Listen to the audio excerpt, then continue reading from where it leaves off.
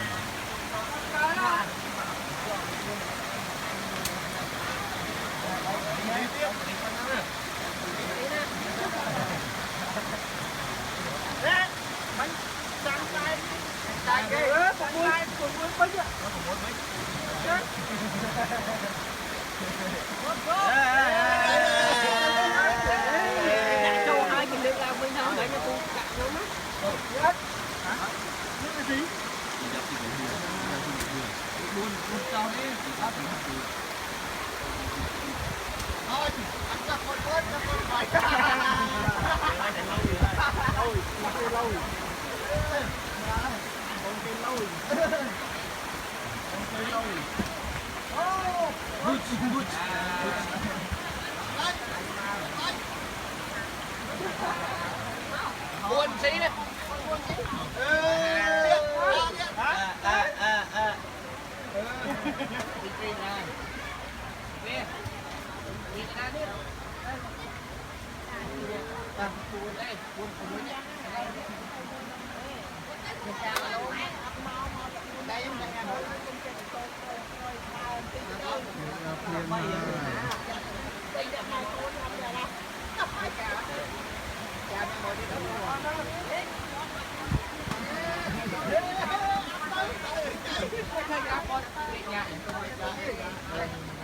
rồi lá đó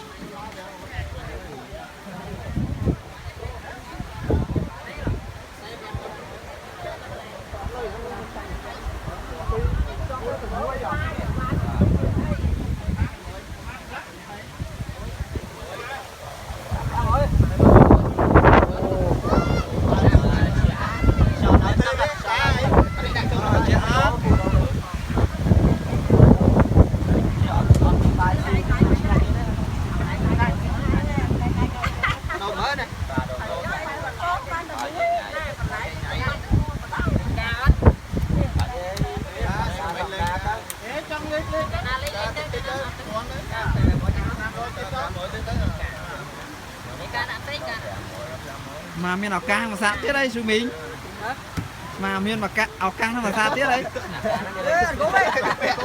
Cố đi. Ba này đụng sai đó, đụng sai. Ca làm sai. Số mình lấy ca.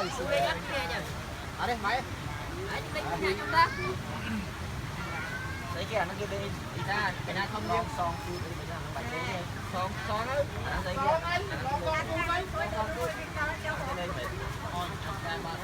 chân tay chặt bán lắc cái máu à mấy cái bay nông lắc cho máu à giờ con thèm luôn đấy bông thèm luôn đấy Rồi hỏi rồi không gặp bao nhiêu mày. mà là vui chứ nó ăn đây hai Mày ơi Fran nói tao không lên cho chưa ăn bàn cái tên kê cho ta đi ăn được không đâu vậy. Rồi, đốm quá mà. rất